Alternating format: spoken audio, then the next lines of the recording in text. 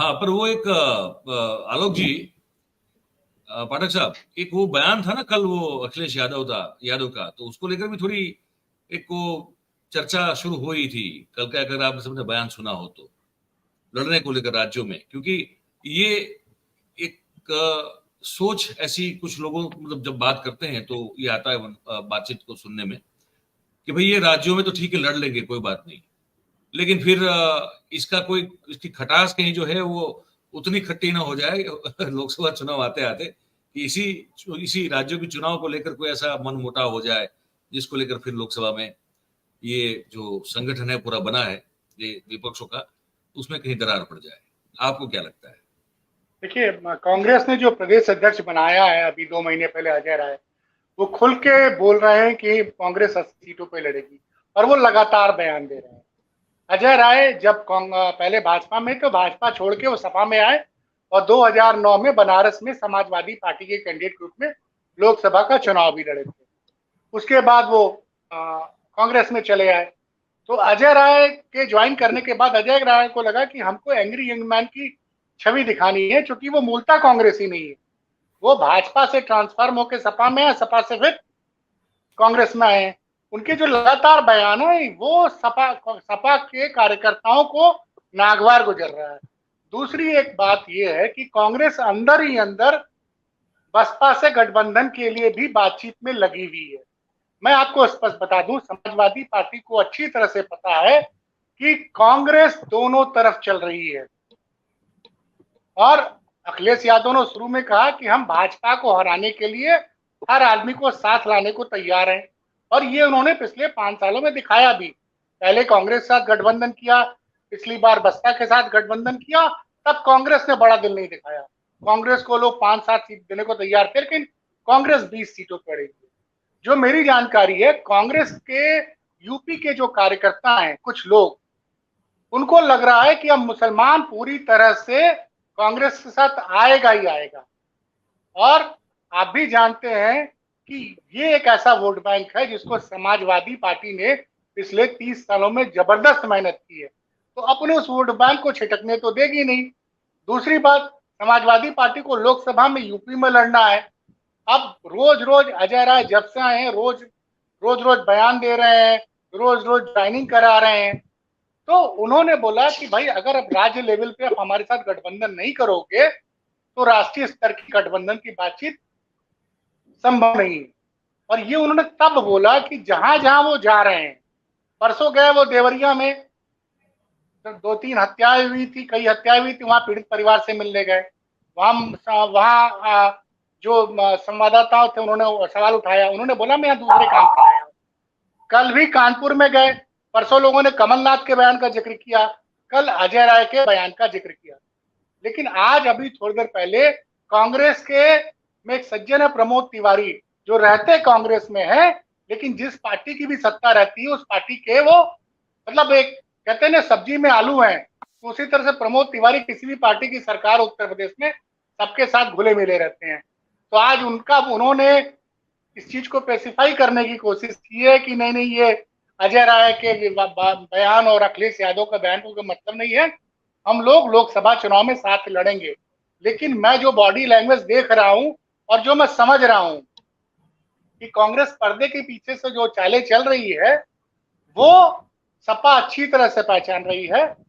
और अगर थोड़ा भी, देखिए एक बात कांग्रेस के मन में जो जो मेरी तमाम विपक्षी नेताओं से बात हुई है, कांग्रेस की प्लानिंग ये है कि अगर वो मध्य प्रदेश, छत्तीसगढ़ और राजस्थान जीत जाते हैं तो शायद हर जगह एम्स में अपनी चलाना चाहेंगे। तो ये पूरा कांग्रेस ने ही पत्ते ही खोले हैं, अभी तक सीट शेयरिंग पे कोई बात नहीं हुई है। कांग्रेस में 2 धड़े हैं, तो कांग्रेस अपना कंफ्यूजन दूर कर ले। और दूसरा, हर जो जो भी आप जिसको भाई साहब कह रहे थे क्षेत्रीय पार्टियां, हर क्षेत्रीय पार्टी जानती है कि जब तक कांग्रेस और भाजपा कमजोर नहीं होगी तब तक उनका उदय नहीं होगा।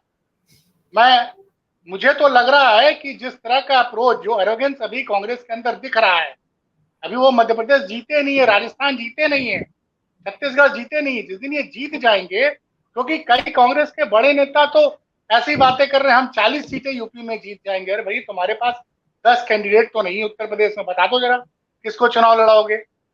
अजय राय तो 80 का 80 बोल रहे हैं, लेकिन जो पुराने कांग्रेसी हैं जो दावा करते हैं कि वो राजीव गांधी के जमाने में उनके सिपाही हुआ करते थे, वो लोग बोल रहे हैं हम लोग 40 सीटें जीतेंगे और हम लोग 200 सीटें पा रहे हैं। तो ये कांग्रेस, राहुल गांधी को कांग्रेस के अंदर की ये जो ताकतें हैं, जो मुझे याद है 2019 के पहले मैं 2018 में दिल्ली गया था दिसंबर में, तो कई लोग बात कर रहे थे कि कई कांग्रेसी नेताओं ने मंत्री पद डिसाइड कर लिया था कि 2019 में हमारी सरकार आएगी तो हम कौन सा मंत्रालय संभालेंगे, ये समीर भाई बता देंगे। वहां लॉबिंग शुरू हो गई थी। तो ये कांग्रेस के लोगों का अति आत्मविश्वास, और आप सपा के बगैर उत्तर प्रदेश में 5 सीट जीतने की स्थिति में नहीं है। बाकी जिसका जो आकलन है वो कर सकता है। पाठक साहब, मैं ये पूछना चाहता हूं कि जैसे मैंने पूछा था हेमंत जी को कि क्या विधानसभा के चुनाव में भी इस तरह की सहमति बना के लड़ना ठीक रहता या नहीं रहता, और जो एक तरह से कहते हैं कि आंदोलन की तरह इसको आगे लेके जाना चाहिए, क्या विचार है आपके सर? आपका अनम्यूट कर दीजिए, आपका जो ऑडियो है अनम्यूट कर लीजिए। सही कहा है भाई साहब हेमंत जी ने। देखिए, एक लगा था जून जुलाई अगस्त तक में कि एक आम सहमति बन रही है, हर बड़ा दल, विपक्ष का छोटा बड़ा दल सारे मतभेद बुला के एक मंच पे आ रहा है। और ये विधानसभा चुनाव में अगर कांग्रेस 5 सीटें सपा को दे देती तो एक बड़ा मैसेज चला जाता। भाई सपा ने क्या कहा था कि जहां मेरा विधायक जीता था वो, और जिन सीटों पे मैं नंबर 2 पे आया था।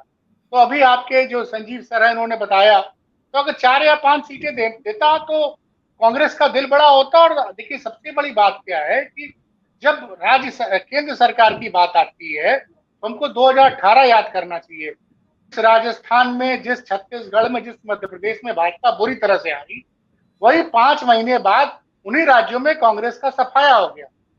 तो अभी भी जो सर्वे आ रहे हैं, क्योंकि एक बड़े संस्थानों में रहा हूं, वहां पे लोग हमेशा सर्वे करते रहे हैं और उन लोग के सर्वे हमेशा सही होते रहे, मेरी बात होती रही। और आप सबको ही पता है कि अभी भी जो लोकसभा चुनाव के सर्वे की बात आ रही है, सब सर्वे में भाजपा इन्हीं राज्यों में जिनपे वो विधानसभा चुनाव में हारती दिख रही है 80 से 90% सीट जीतते दिखाई दे रही है।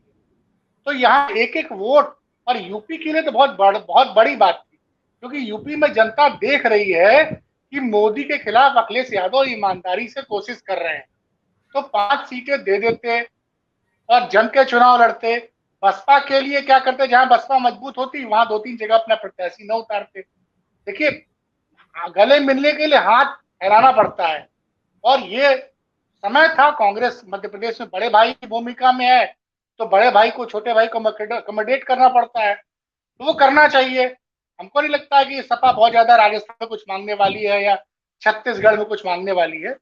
और कल भी अखिलेश यादव ने कहा, परसों भी कहा कि हमने ये कहा था कि जहां हमारा प्रत्याशी जीता है और जहां हम दूसरे नंबर पे हैं वो 5, 6, 7 सीटें आप हमको दे दीजिए।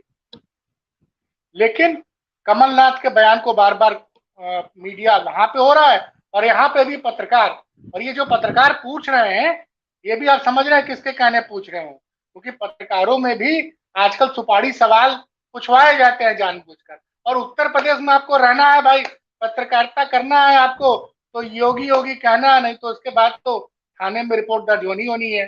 तो वो यहाँ पे सुपारी सवाल खूब पूछवाए जा रहे हैं। अब वो देवरिया गए हैं, देवरिया में बार बार उनके मुंह पे कमलनाथ का बयान।